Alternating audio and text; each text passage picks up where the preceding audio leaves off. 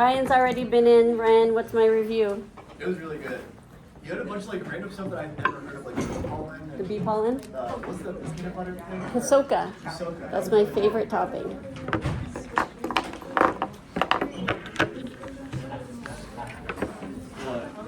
All right, what did I finish with last time, please? Cardiovascular risk. So I finished chapter 7, and I'm starting chapter 8 today. Is that right? Okay. Then let's review. Can someone please raise your hand and explain intrinsic control of heart rate? Alex. No, the sinoatrial node initiates the signal for contraction. Yes. It has three responsibilities. It sets 100 beats, set at 100 beats per minute, which is the natural sinus rhythm. And then it also contracts the atrium. And then after that, it goes to the AV node, atrioventricular node. It delays the signal so the ventricles can contract. So the ventricles can Contract? fill. Oh, fill, sorry. Mhm. Fill and, yeah, just fill. That's at the end. And then it goes to the AV bundle, and then it goes to Purkinje fibers, that's where the ventricles contract. Perfect. Any questions on that? Everybody know that's what I was asking for? Okay, can someone please explain intrinsic control of blood flow?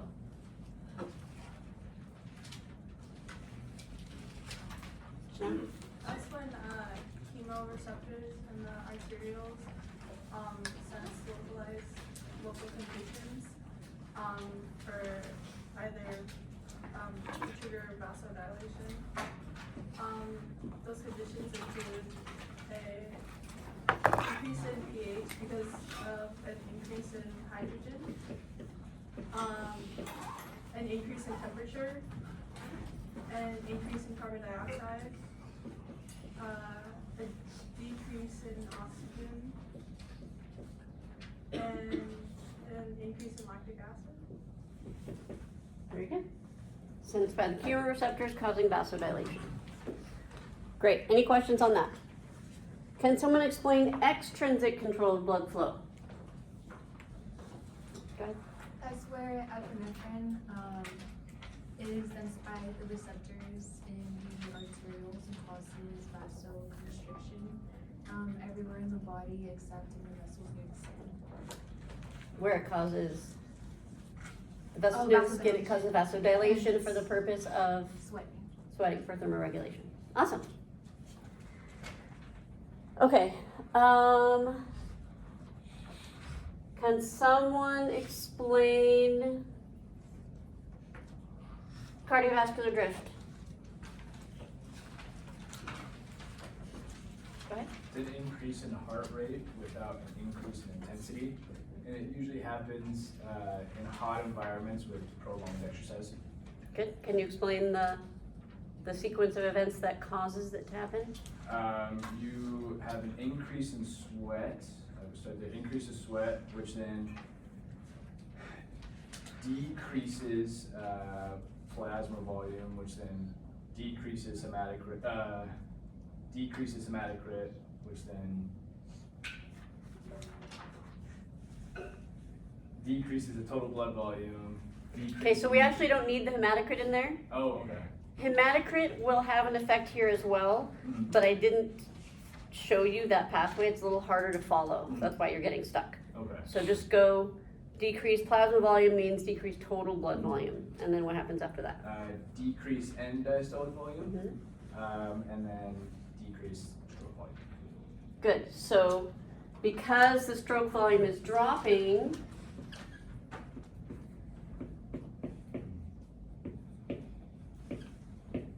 what has to happen? Heart rate has to increase. Heart rate has to increase because cardiac output needs to, okay? So this has to be part of your explanation. So hot environment, prolonged exercise, explain the sweating, explain the sequence of events leading to the decreased stroke volume, and then explain that the heart rate has to increase to compensate for the decreased stroke volume in order to maintain cardiac output. Good, we good on all that? We're ready to move on, chapter 8. Okay, chapter 8 is the respiratory system.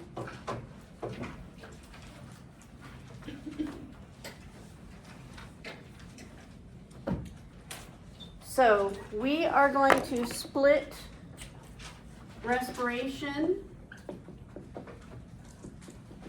into 4 different components. I'm going to name them and define them for you now, and then this chapter just goes through all of them in detail. So, first part of respiration is pulmonary ventilation. Pulmonary ventilation is moving air in and out of your lungs. Pulmonary ventilation is moving air in and out of your lungs.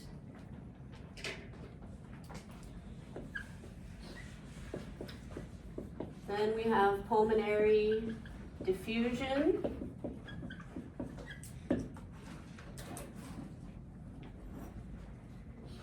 Pulmonary diffusion is the gas exchange in the lungs.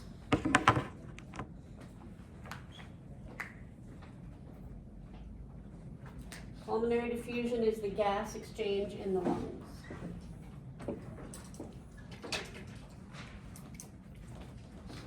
So, remember that the blood coming from the body through the right side of the heart to the lungs is deoxygenated blood, right? Because it's coming from the body where oxygen was consumed.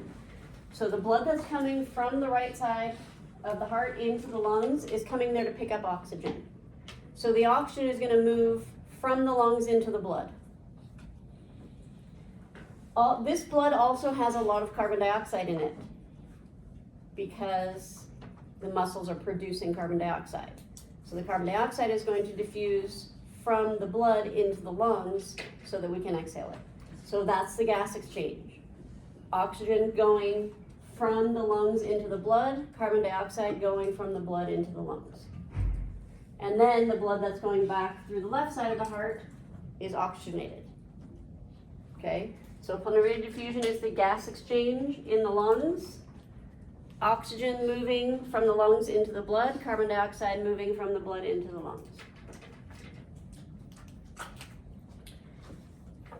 And we have transportation. That is the delivery of oxygen to the exercising muscle. Transportation is the delivery of oxygen to the exercising muscle.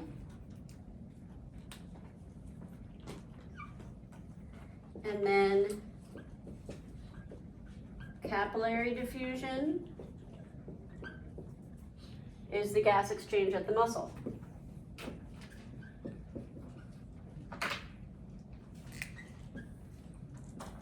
Capillary diffusion is the gas exchange at the muscle. So these are the capillaries, right? Our narrowest vessels that are feeding the muscle. So the oxygen is going to move from the blood into the muscle. The carbon dioxide is produced in the muscle in our metabolic systems. Is going to move from the muscle into the blood. So that's the gas exchange at the muscle. Oxygen moving from the blood into the muscle. Carbon dioxide moving from the muscle into the blood. So then the blood coming out of this will be deoxygenated blood because this muscle took the oxygen. You with me so far? You have all the definitions. You need me to repeat anything? Yes? Transportation. Transportation is the delivery of oxygen to the muscle.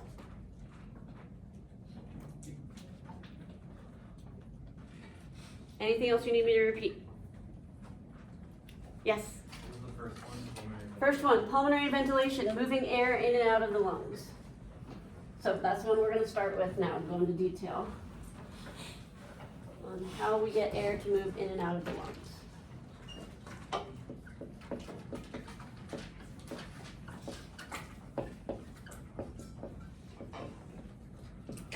So, we separate pulmonary ventilation into 2 parts, inspiration and expiration. Inspiration is moving air into the lungs. Expiration is moving air out of the lungs.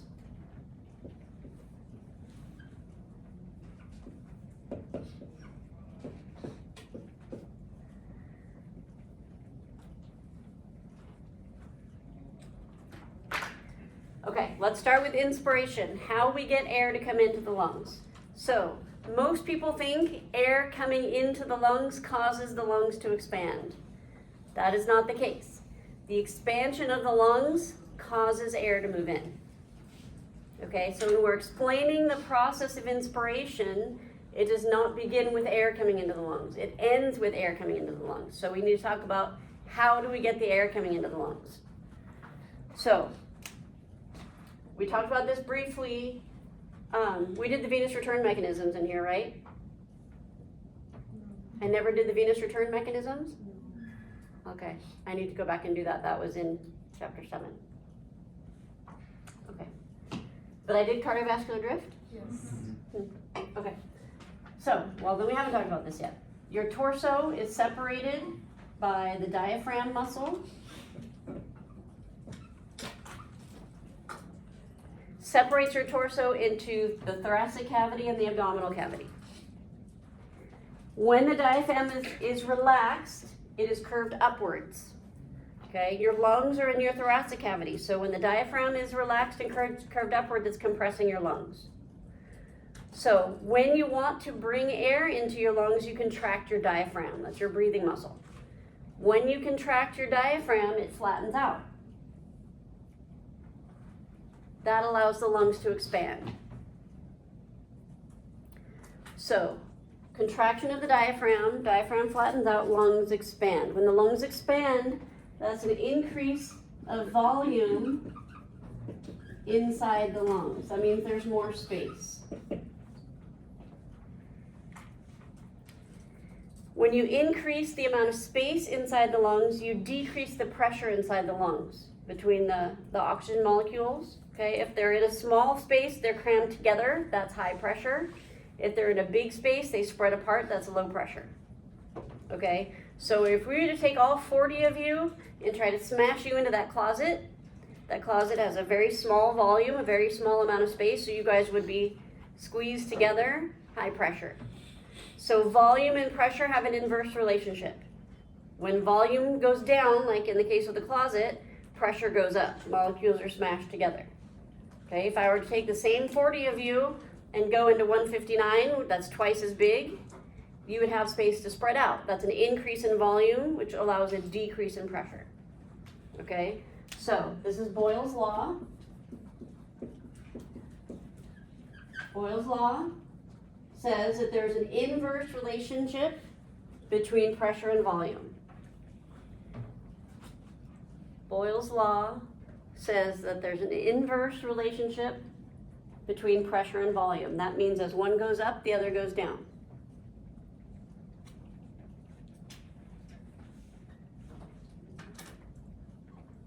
So you contract your diaphragm. Diaphragm flattens out, lungs expand, increase in volume inside the lungs, based on Boyle's law, causes a decrease in pressure inside the lungs.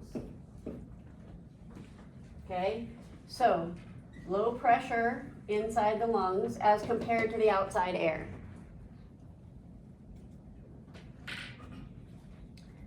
So the air always moves down a pressure gradient. Okay, if the air on the outside is the same pressure as the air on the inside, there's no air movement. If the pressure inside your lungs drops, now there's a pressure gradient. It's high pressure on the outside and low pressure on the inside. The air always wants to equalize the pressure. So the air will then move into the lungs down the pressure gradient until the pressure equalizes. Okay? I kind of think of it as like if you're driving up Reseda and you're coming to a red light and there are 3 cars in this lane and 3 cars in this lane and no cars in this lane, which lane are you going to go into?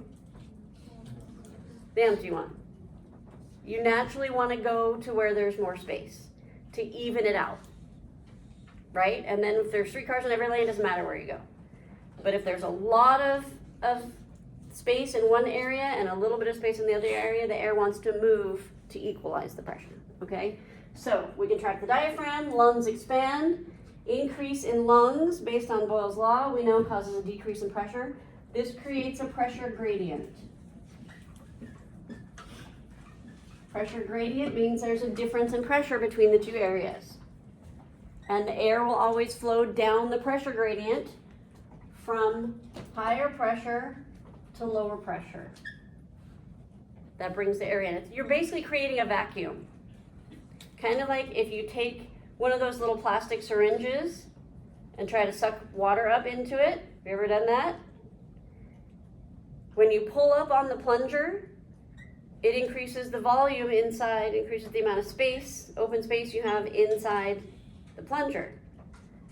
That's going to create a vacuum that brings the water up into there. So opening up the space inside your lungs creates a vacuum that causes the air to flow in down the pressure gradient.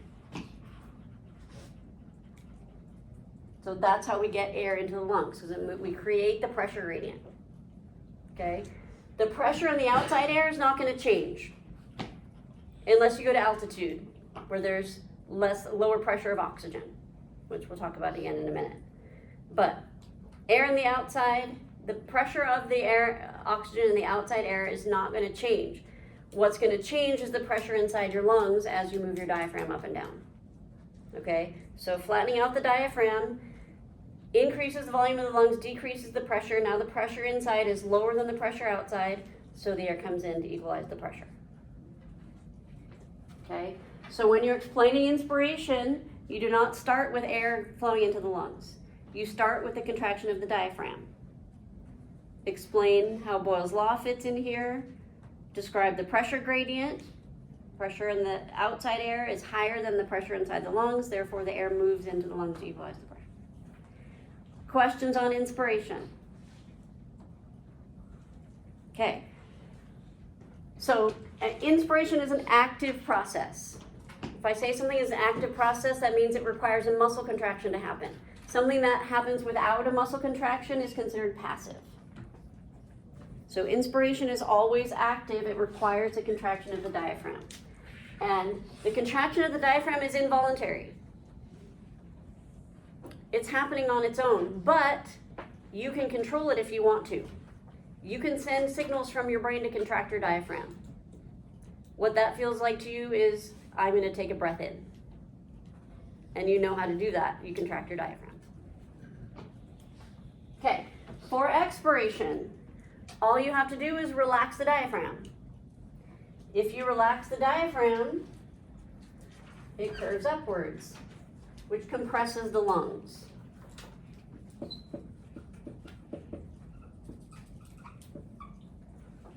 If we compress the lungs, that's a decrease in volume in the lungs. What will that do to the pressure inside the lungs? Increased pressure based on Boyle's law.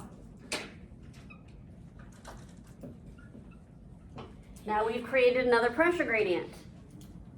But this time the pressure inside the lungs is greater than the pressure in the outside air. So where is the air going to go?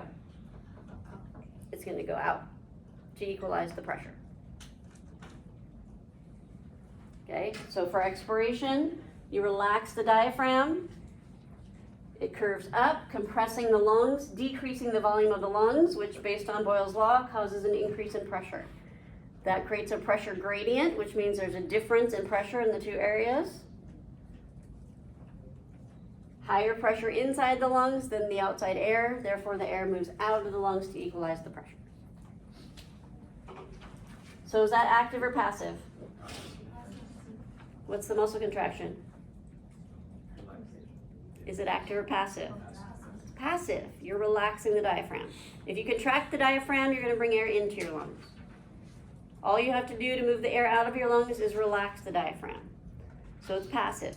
But we can do active expiration. For example, if you are blowing out your candles, or coughing, or sneezing, that's forced expiration. That's not the diaphragm. That's other musculature that you're using to help compress your torso. which will compress the lungs, decrease the volume, increase the pressure, make the air move out. So expiration is typically passive, but it can be made active with additional musculature, not the diaphragm. Questions on that? Okay, that's all I'm going over for pulmonary ventilation. In your study guide, it has lung volumes. I'm cutting those out. You do not need to know them. Okay, we're going to move on to pulmonary diffusion. I'm going to erase all of this. Everybody good?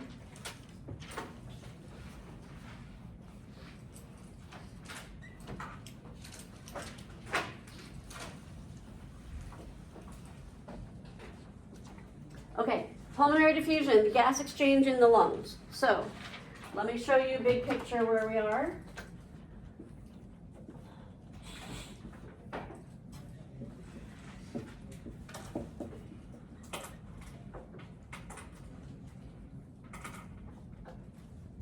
So, you just contracted your diaphragm, expanded your lungs, air has moved into your lungs. When it comes into the lungs, goes down the trachea, into the lungs, and it branches off in the lungs, right? Branches get smaller and smaller and smaller. And at the end of these branches, you have these little air sacs. Do you know what they're called? Alveola. So the alveola is the 8 air sacs at the end of the bronchioles. So, if this is an alveola, this is a capillary.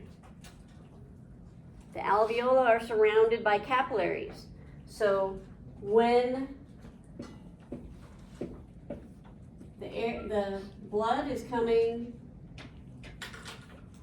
from the right side of the heart into the lungs, this is your lungs. The blood is flowing past the alveola, okay? So we have capillaries flowing past the alveola. Where the capillary and the alveola meet, that is the respiratory membrane. That is where the gases will diffuse across the respiratory membrane. Where the capillary and the alveola meet is the respiratory membrane that the gases diffuse across. So, what gases are diffusing here and where? Okay, where's the oxygen coming from and going to? From the air into the lung. Where is the oxygen? In the alveola. We just brought it into our lungs. So now the oxygen is in here, in our lungs, and it needs to diffuse across the membrane into the blood. Okay, in the blood, we have carbon dioxide that was produced in the muscles, that was produced by the buffer. It gets here and it's going to diffuse into the alveola so that when we expire, it goes out into the air. Okay, so now I'm going to take this part right here where the capillary and the alveola meet and zoom in on that. Okay, so this is the wall of the alveola. We call this the alveolar wall. This is the wall of the capillary. I'm going to call this the capillary wall.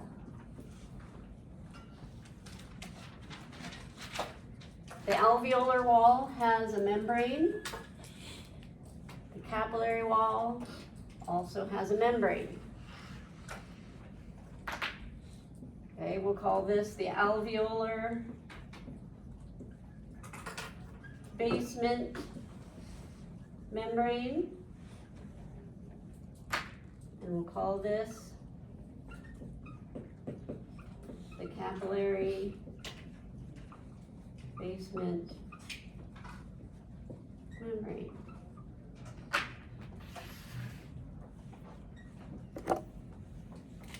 So all 4 of these things together make up the respiratory membrane.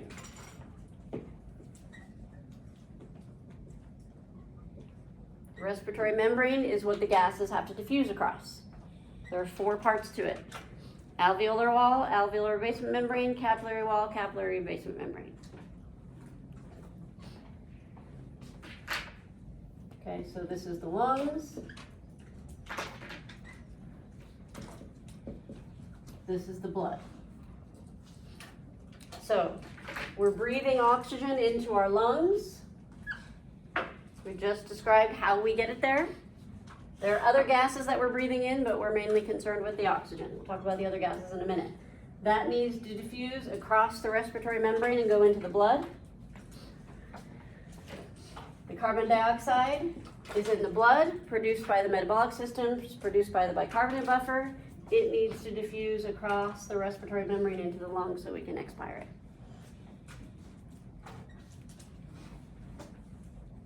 Questions so far? Okay. The way these gases move is down a pressure gradient. So if the pressure of oxygen is the same in the lungs as it is in the blood, the gas will not move anywhere. If the pressure is higher on one side than the other, the gas will move down the pressure gradient from high to low until it equalizes. It's not possible for the pressure of oxygen to be higher in the blood than it is in the lungs, because the only place we're getting it from is the lungs. Our body's not producing oxygen. The only place it got oxygen from is from the lungs. So there's no way for it to have more oxygen. So oxygen will never be diffusing from the blood into the lungs. I was laughing last night thinking about this as I was cleaning my soft serve machine, because my acai is soft serve. I have to clean the machine every night. So I empty all the product out, and then I have to run buckets of water through the machine. So I have like a 2-gallon bucket that I pour into the machine, and then I put the bucket under the spout, and then I empty it. Am I worried that the bucket is going to overflow when I dispense it? Is it possible for it to overflow? No. It got the amount of water that I poured into it. There's no way that any more is going to come out than what I put in. Right? So I'm confident exactly how far it's going to fill up. I was laughing at myself last night thinking about the diffusion of the gases. There's no way for there to be more oxygen in the blood than in the outside air. Carbon dioxide. There's a little bit of carbon dioxide in the air we're breathing, not very much. But your body is producing carbon dioxide. So there shouldn't ever be more carbon dioxide in the air you're breathing than in the blood. There should always be more carbon dioxide in our blood because our body's producing that. It will always diffuse in that direction. Unless for some reason you're breathing a lot of carbon monoxide. Carbon monoxide, very similar to carbon dioxide. We don't have carbon monoxide in our blood. If you're breathing carbon monoxide, it will diffuse across this membrane into the blood and it will bind to hemoglobin. Hemoglobin is what we want the oxygen bound to. So hemoglobin prefers carbon monoxide. So if you breathe in carbon monoxide, it's going to bump the oxygen off the hemoglobin. If you don't have oxygen bound to your hemoglobin, you can't survive. You will die very quickly. So hopefully that never happens. We're only diffusing carbon dioxide out and oxygen in. Okay? The more you need it, the faster it will diffuse. Meaning the bigger the pressure gradient, the faster it will diffuse. So, for example, you're going to always fully saturate the hemoglobin in your lungs. You're always going to load it up, unless there's a problem. Always going to completely load it up. If you are resting, sitting in your chair, are you consuming oxygen? Yes. How much? Okay, that's not very much. So the blood is flowing through your body, a little bit of oxygen is being consumed, but when that blood comes back through the lungs, only a little bit has been consumed. There's still quite a bit in there. So maybe it's 75% full instead of 100% full. So that's a small difference in pressure. So a little bit of gas will diffuse slowly. If you're exercising, the higher the intensity of exercise, the more oxygen you're consuming, yes. The blood that's coming back through here is maybe 20% full of oxygen. That's a big gradient, a big difference. The bigger the difference, the higher the need, the faster it will diffuse. Okay, so this is another law that I need to give you.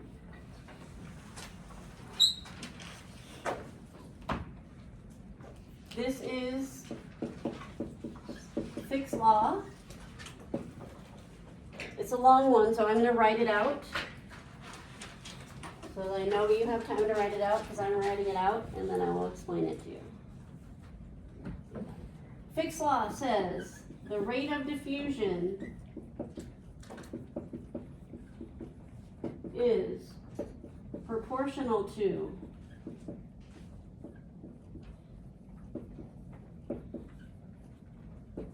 the surface area and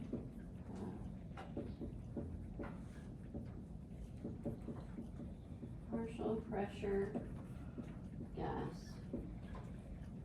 gradient. Fick's law says the rate of diffusion is proportional to the surface area and the partial pressure gas gradient.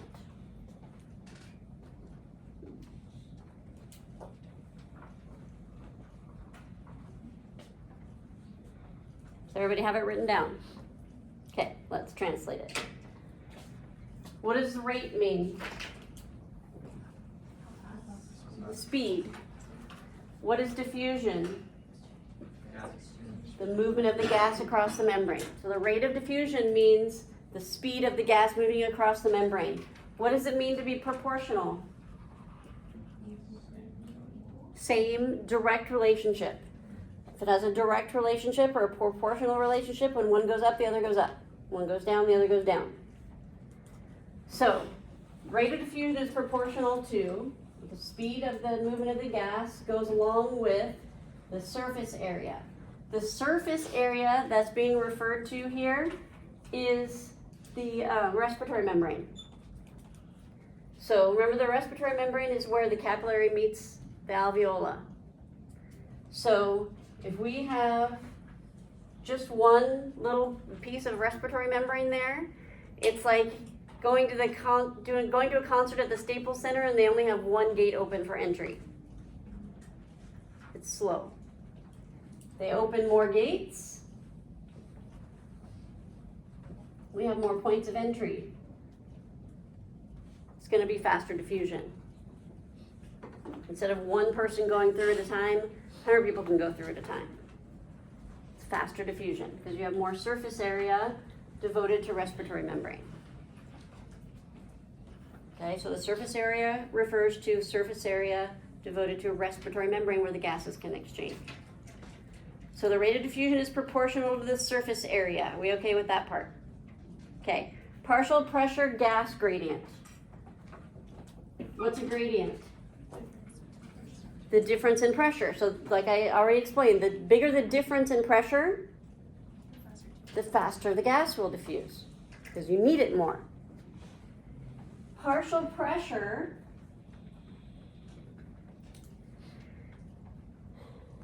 is a term that refers to each individual gas's contribution to the total air pressure. Let me say that again. Partial pressure refers to each individual gas's contribution to the partial pressure. So for example, the air we breathe is about 20% oxygen. It's mostly nitrogen. About 20% oxygen and like 3% carbon dioxide. So Oxygen is contributing about 20% to the total air pressure. That's its partial pressure. Okay, so partial pressure refers to each individual gas's contribution to the total pressure. So really for us, it just means the higher the partial pressure, the more of that gas is present. So the higher the partial pressure, the more of that gas is present. The lower the partial pressure, the less of that gas is present. That's how I'm going to use the term. So when I write oxygen up here, I'm going to write it as PO2. That means partial pressure of oxygen. When I write PO2, that's partial pressure of oxygen. So there's partial pressure of oxygen in the lungs and there's partial pressure of oxygen in the blood. But the partial pressure of oxygen is high in the lungs and low in the blood. That's a partial pressure gas gradient. The bigger that gradient is, the faster the gas will diffuse. So it's exactly what I already went over with you, I just added a term to it. Okay, we also have partial pressure of carbon dioxide. That'll be PCO2. Where is the PCO2 higher, in the blood or in the lungs? Hopefully in the blood. So high partial pressure of carbon dioxide in the blood, low partial pressure of carbon dioxide in the lungs. The bigger the gradient, the bigger the difference, the faster the gas will diffuse. So the rate of diffusion is proportional to the surface area and the partial pressure gas gradient. Do you understand Fick's law? Any questions on it? Okay.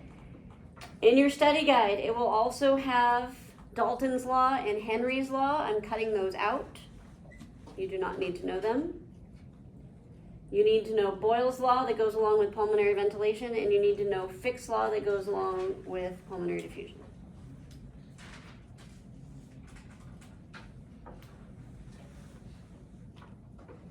And that's all I'm doing for pulmonary diffusion. Any questions on that part? Okay, I'm going to erase this. Take a picture if you want to.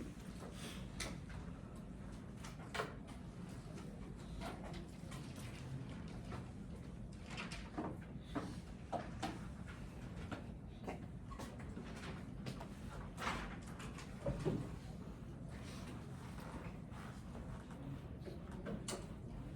Now we do transportation.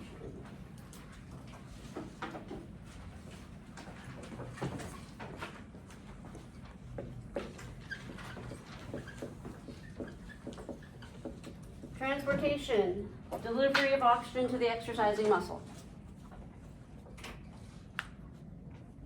So, most of the oxygen in your blood is bound to hemoglobin. Some of it is dissolved in the blood, but most of it is bound to hemoglobin.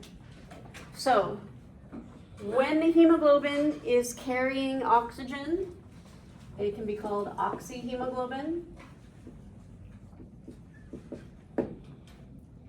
If the hemoglobin is not carrying oxygen, it could be called deoxyhemoglobin because it's released its oxygen.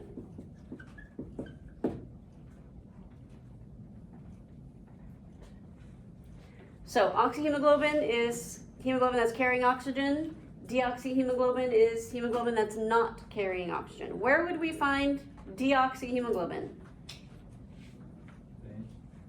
In the veins, in the deoxygenated blood, right? Oxygenated blood will have mostly oxyhemoglobin. Deoxygenated blood will have deoxyhemoglobin because it's given its oxygen away. So I actually don't use those terms a whole lot. I prefer the term saturation. So hemoglobin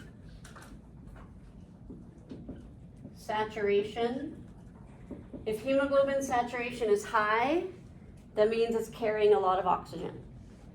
If hemoglobin saturation is low, that means it's not carrying a lot of oxygen. Is it a bad thing to have low hemoglobin saturation?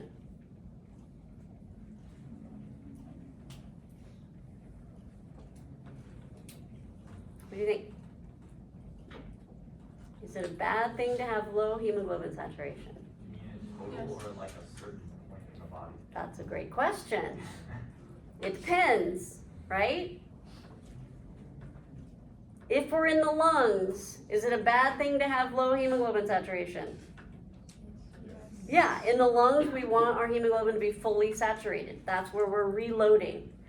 At the exercising muscle, is it a bad thing to have low hemoglobin saturation? No, we want the hemoglobin to release its oxygen when it gets to the exercising muscle. If we said we always want hemoglobin to be fully saturated, it's going to go past the exercising muscle and just keep the oxygen. And we wouldn't be able to exercise. So in the lungs, we want the hemoglobin fully saturated. At the exercising muscle, we want the hemoglobin to release its oxygen, specifically at the exercising muscle. Okay, so we have systems in place to signal to the hemoglobin where the oxygen is most needed so that it releases it. So that's exactly what we have. This is the exercising muscle.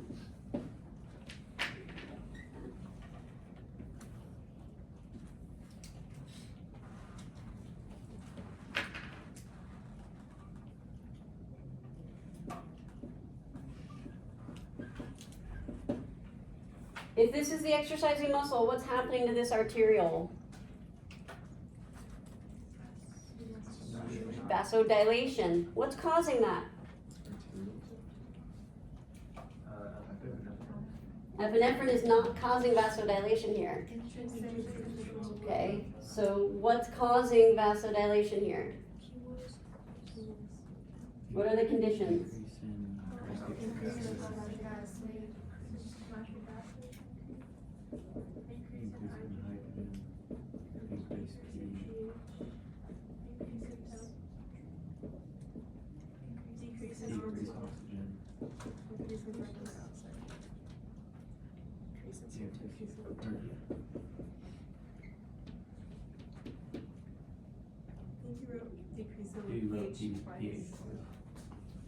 So what's missing?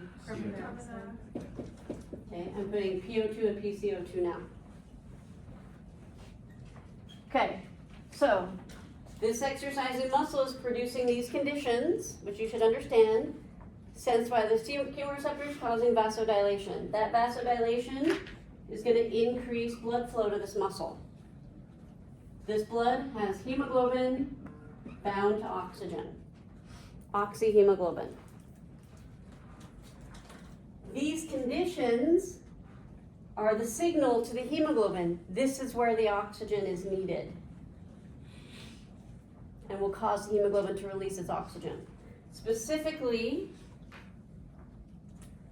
decreased PO2, decreased pH, and increased temperature. Those are the main factors that affect hemoglobin saturation. Factors affecting hemoglobin saturation. Okay, HbC abbreviation for hemoglobin.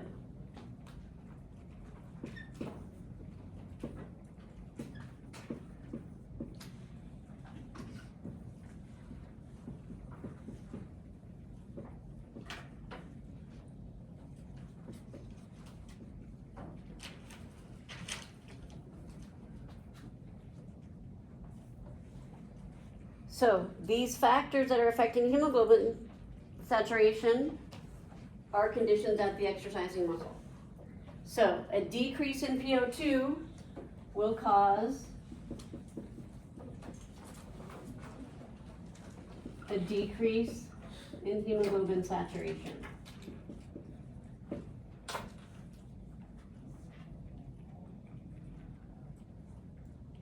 A decrease in pH will cause a decrease in hemoglobin saturation. An increase in temperature will cause decreased hemoglobin saturation.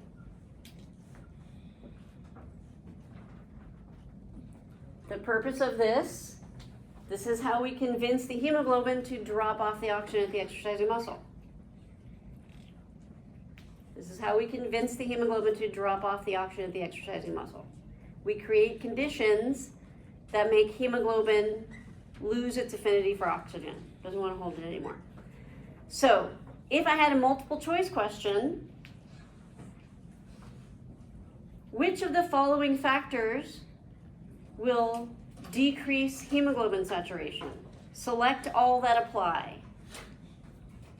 Decreased PO2, decreased pH, decreased temperature. Which ones are you selecting? The first two. Did you notice I said decreased temperature?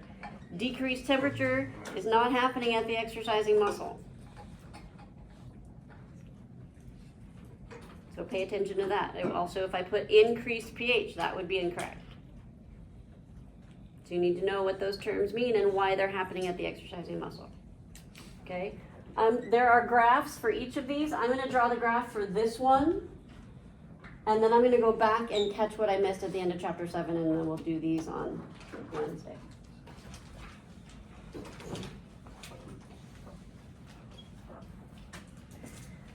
So, pretty sure the book calls this the,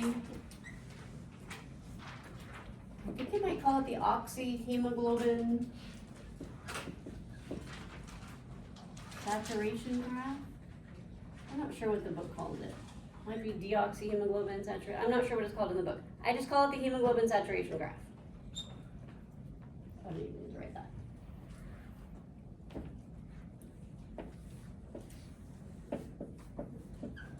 VO2 on the x-axis and hemoglobin saturation on the y-axis. Low, medium, high. In 446, you'll need numbers for that. Low, medium, high. Okay, so we've talked a little bit about how to read a graph. As the x-axis changes, how is it affecting the y-axis? That's what we're talking about here. So, if PO2 is low, where would you expect hemoglobin saturation to be? Low. If PO2 is high, where would you expect hemoglobin saturation to be? High. But it is not a linear relationship. It is a curvilinear relationship. It looks like this.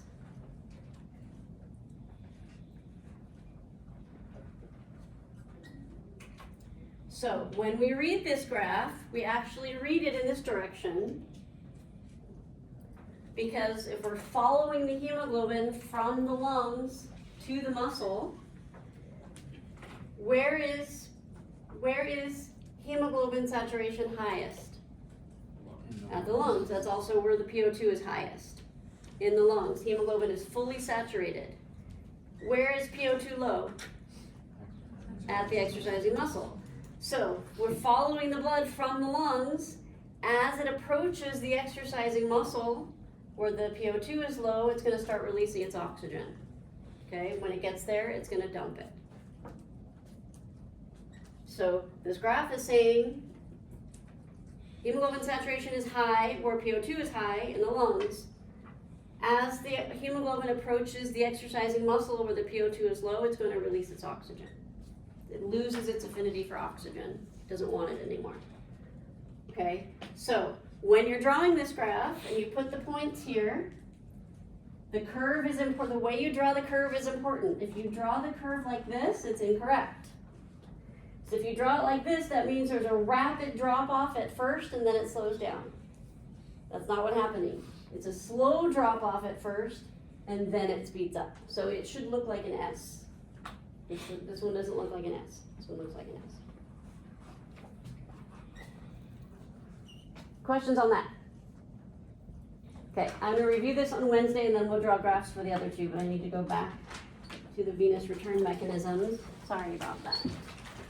This should be the end of chapter 7. Have you guys taken the chapter 7 quiz yet? You have? Somebody has? Were the venous return mechanisms on there? I don't remember. What'd you get on the quiz? 9.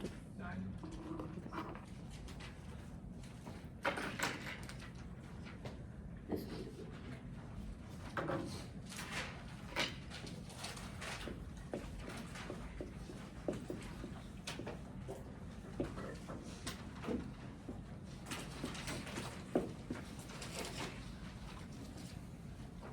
them I'm gonna go over. So, venous return mechanisms are mechanisms that help us return blood to the heart. Because the heart is pumping blood out to your body, but there's no other pump down at your feet to pump the blood back up. And typically, the blood has to fight against gravity to get back up to your heart. So we need some mechanisms in place to help us move blood against gravity back to your heart. So, 3 of them I'm going to talk about. The first one is the skeletal muscle pump.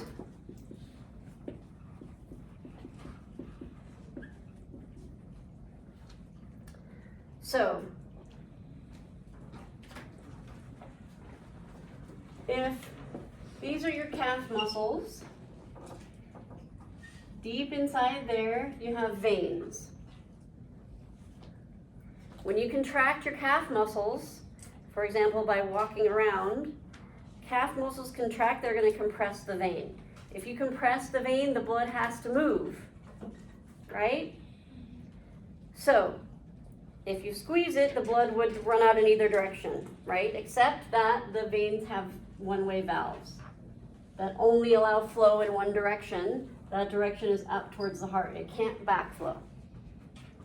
So when you contract your calf muscles, it compresses the vein, forces the blood to move. Because of the valves, the blood can only move in one direction, and that's back up towards the heart. That increases venous return. This is one of the reasons why we're not supposed to sit down when our heart rate is up. Right? We're all taught, you sprint across the finish line or you see someone else sprint across the finish line, don't sit down, don't sit down, you have to keep walking around. But nobody knows why. So if you go sprinting across the finish line, your heart is pumping really hard, all the blood. If you sit down, there's no contraction in your legs. There's nothing pumping the blood back up against gravity. So all the blood pools in your legs, blood not returning to your heart, blood not returning to your brain. You start fading to black, seeing stars. Anybody ever experienced that? That means you're about to pass out. So passing out is your body's way of solving this problem, because if you're horizontal, you don't have to fight against gravity to get blood back up into your brain. So you're gonna fall down. Blood's gonna rush to your head, you're gonna wake up. We want to avoid that. So we avoid that by walking around. Contracting your leg muscles, pumping the blood back up towards your heart and your brain. So to keep you from passing out. Okay? If the person is too tired, sprinting across the finish line, and their legs are too fatigued to continue standing, next best option is to lie down. Preferably with your feet up. Right? As you lie down with your feet up, that facilitates venous return. What you don't want to do is sit. Okay, so best option is walking around. Next best option is lying down with your legs up to avoid passing out. Questions on that? There's another reason we do active recovery that's coming later in the semester. Okay, then we have the respiratory pump. Respiratory pump is very similar to the skeletal muscle pump, except it's happening in your torso.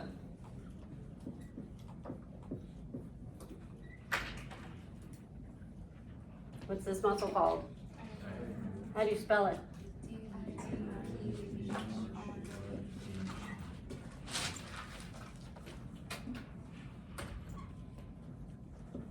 So, when you're breathing, diaphragm is moving up and down. Right? When the diaphragm flattens out, it's compressing your abdominal cavity. That compresses the veins in your abdominal cavity, so the blood has to move. Because of the valves, the blood can only move in one direction, that is up into the thoracic cavity. Then the diaphragm relaxes and curves upwards, compressing the thoracic cavity. That compresses the veins in the thoracic cavity, blood has to move. Because of the valves, they can only go in one direction, and that is into the heart. So respiration, breathing, pulmonary ventilation, diaphragm moving up and down, you're basically milking the veins, right? You're compressing the veins in the abdominal cavity to move the blood up into the thoracic cavity, compress the veins in the thoracic cavity, move the blood into the heart. So we're milking the veins, contract our legs, move it up into our abdominal cavity, compress the abdominal cavity, move it up into the thoracic cavity, compress the thoracic cavity, move it into the heart. Increasing venous return. Questions on that?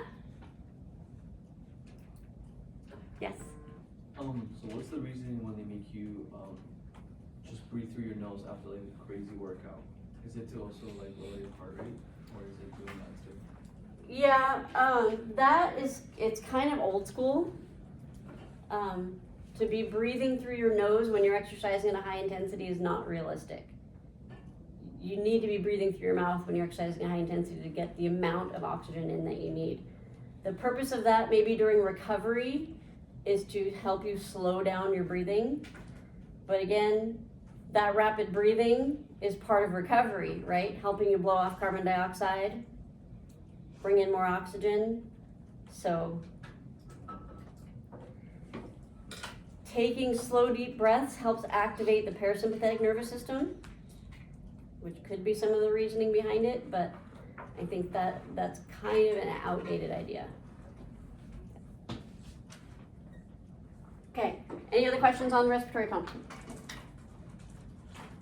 Okay, the only other purpose really of breathing through your nose is because it warms the air more than breathing through your mouth does. But okay, third one is vasoconstriction. What does vasoconstriction mean? Narrowing of the vessel. So if I'm spraying water out of a hose that doesn't have a nozzle on it, just a hose, and I cover half of the opening with my thumb, what does the water do? Sprays out more forcefully, right? I made the opening narrower. That's all I did, and the water sprays out more forcefully. So the narrowing of the vessel actually makes the blood move through more forcefully, which is going to assist with returning it to the heart. So the vasoconstriction helps move the blood through the vessels more forcefully, increasing venous return.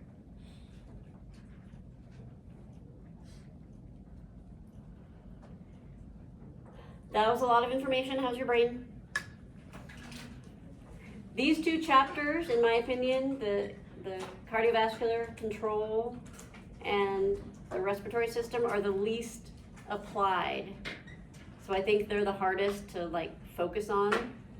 But once we get through these, the last few chapters are the most applied. So those are the best ones when everything comes together. Go ahead. Do we need to know where vasoconstriction occurs? You need to know that it's caused by epinephrine and that it's a contraction of the smooth muscles in the arterioles.